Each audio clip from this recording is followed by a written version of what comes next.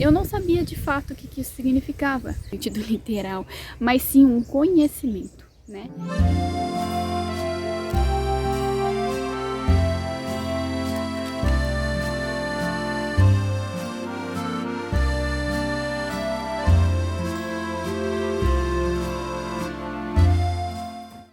Olá, irmãos, a paz do Senhor Jesus. Se você é novo por aqui, me chamo Thalita e eu falo no meu canal sobre o amor de Jesus e sobre as minhas experiências com Deus. Hoje eu tive a ideia de fazer um vídeo trazendo um pouco de explicação sobre essa famosa frase, aceitar Jesus. Se você é cristão ou se você ainda não é, mas você já escutou essa frase muitas vezes, as pessoas falam, você precisa aceitar Jesus, e você não entendeu o que isso significa em termos práticos. Gente, eu tô aqui no meio da natureza, perto da minha casa, e é muito bonito. Então, gente, acreditem se quiser, eu sou cristã a minha vida toda, por muitos e muitos anos, né? Entreguei meu coração para Jesus e tudo mais, só que eu não sabia de fato o que isso significava. O significado disso não fazia sentido para mim. Apesar de tudo, eu ainda não entendia.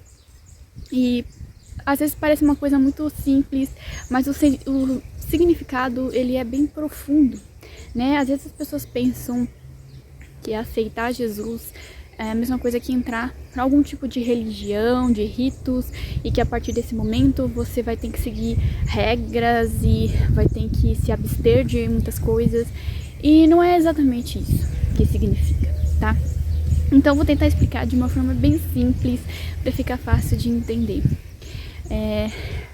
Irmãos, no início da criação, Deus criou o mundo, Ele criou a natureza através dos seus pensamentos, através de seus sentimentos. Deus desejou o mundo e Ele desejou a nós, seres humanos, com o objetivo de nos tornarmos sua família, porque Deus é Deus de família, Ele tem amor pelas coisas, pela natureza.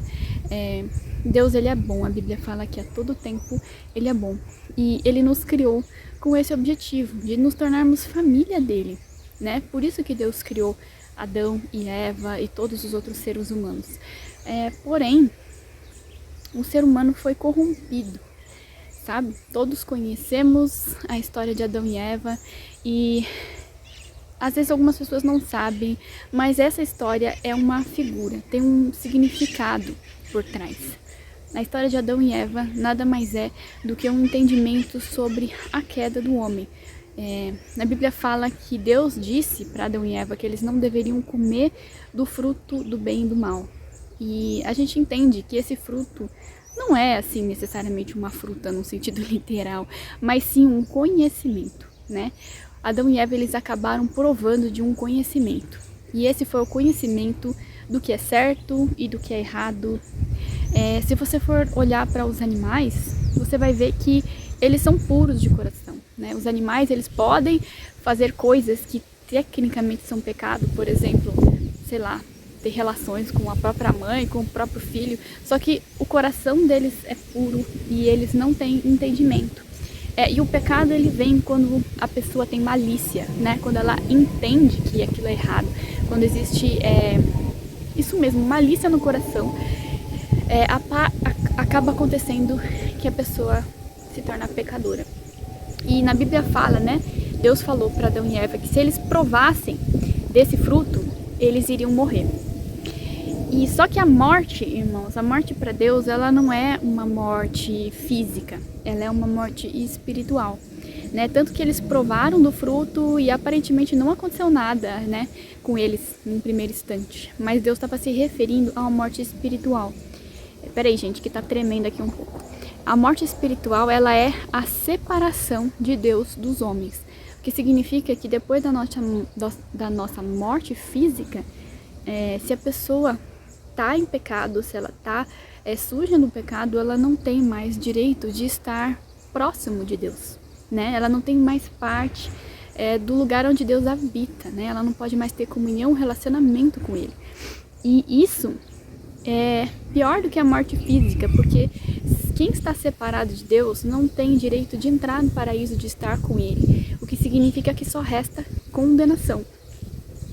E não entendo mal, Deus, Ele não quer condenar as pessoas, né? Isso não acontece porque Deus é cruel e porque Ele tem prazer de castigar os pecadores, né? Vou jogar todos no inferno, não é isso. Antes, pelo contrário, Deus nos criou para sermos amigos dele, para sermos família, para sermos filhos. É o desejo de Deus. Só que a partir do momento que estamos sujos de pecado, é incompatível. A Bíblia fala que no céu não entra pecado. Então é como água e óleo, não se misturam, são naturezas diferentes. Então é incompatível. Deus, ele não compactua com o pecado, o que significa que não é possível, né? Essa combinação, não é possível que o pecado entre no paraíso. Por conta disso, o ser humano estava permanentemente separado de Deus. E o que significa que a pessoa, ela não tem como ser boa naturalmente, né? Porque o pecado entrou através de Adão e Eva e passou para todos os seres humanos através do conhecimento, através da genética, através de tudo isso foi passando de geração em geração, o que significa que as pessoas, por mais que elas se esforcem para ser boas pessoas, ninguém consegue ser 100% bom, né? Você pode ser uma pessoa muito amorosa, muito caridosa, que faz o bem para as pessoas, que ajuda a sociedade. Com certeza isso deixa Deus feliz. Porém, não é o suficiente para que essa pessoa esteja 100% limpo para estar com o Senhor no dia que ela partir desse mundo, certo? Não é o suficiente, né? A Bíblia fala que não existe um justo, nenhum sequer. Então, não existe nenhuma pessoa nesse mundo que por força própria seja boa o suficiente. O que significa que todos são condenados naturalmente. E não é porque Deus quer isso, não é porque o mérito nosso, por esforço, que a gente vai conseguir ser bom. Então, irmãos, Deus, ele não tem raiva, né? Ele odeia o pecado, porém ele ama o pecador. E tanto isso é verdade que ele criou um plano para nos limpar, para nos salvar. Antes de Jesus vir, o que as pessoas faziam? Elas sacrificavam animais, né, para pagar pelos pecados deles. Eu não sei explicar porquê, irmãos, mas esse ritual era necessário envolver sangue. Alguém tinha que morrer para que o pecado fosse pago, entre aspas. Então, muitas vezes eles faziam rituais com sacrifícios de animais, inclusive em muitas religiões e muitas religiões mesmo eram sacrificados não só animais, mas também às vezes crianças, pessoas. Tudo isso era uma tentativa de se purificar dessa culpa, desse pecado, mas Deus, ele se compadeceu de nós e ele enviou alguém para morrer no nosso lugar, para que a nossa dívida seja paga eternamente. E essa pessoa é Jesus, que é o Filho de Deus. Deus enviou o seu próprio Filho para pagar as nossas dívidas de pecado. Então, irmãos, Jesus foi enviado e ele carregou toda a nossa culpa, todo o nosso pecado para a cruz, para que um único sacrifício fosse feito, né? Para que nenhuma criança precisasse morrer, para que nenhum animal mais precisasse morrer. E para que fosse algo permanente, né? Porque o sacrifício de animais, ele é algo passageiro, né? Porque a pessoa vai lá, faz um sacrifício e tal, e passa um tempo, ela peca novamente, né? Então é uma coisa que não dura muito tempo. Você teria que morrer um segundo depois que você fez o sacrifício. Então é ineficiente, é algo ineficiente. Então o sacrifício de Jesus, ele é eterno. Ele vale para tudo que a gente fez de errado, ou até mesmo pequenos deslizes que você vai cometer enquanto você está aprendendo. Mas é necessário haver arrependimento verdadeiro, tá? Não adianta a pessoa, vou aceitar Jesus e aí eu tô livre para pecar. Isso não é arrependimento. Então a pessoa, ela precisa verdadeiramente se arrepender de coisas erradas que ela fez e entregar a vida dela para o Senhor, porque aí a partir desse momento você volta a pertencer a Deus e você está limpo de toda a sua culpa, tá? E a partir daí o Senhor vai te ajudar nas suas dificuldades. Ai, Thalita, mas eu aceitei Jesus, mas eu ainda continuo caindo, ainda continuo com aquela dificuldade, eu não consigo largar certo pecado. Tudo bem, o Senhor vai te ajudar, Ele vai mudar, né, a sua história. A Bíblia fala sobre a conversão, né? Você deve ter ouvido muito essa palavra, conversão. Conversão significa mudança de direção.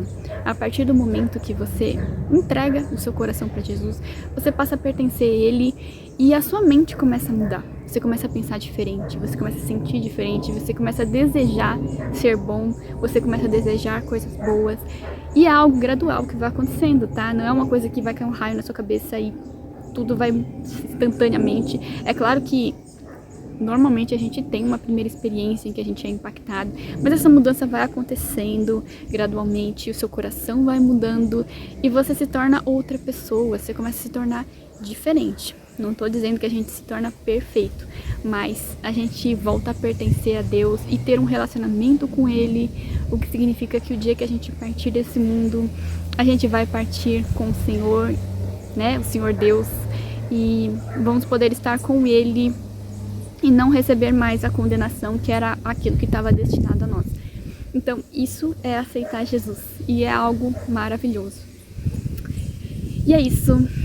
Até o próximo vídeo. A paz do Senhor Jesus.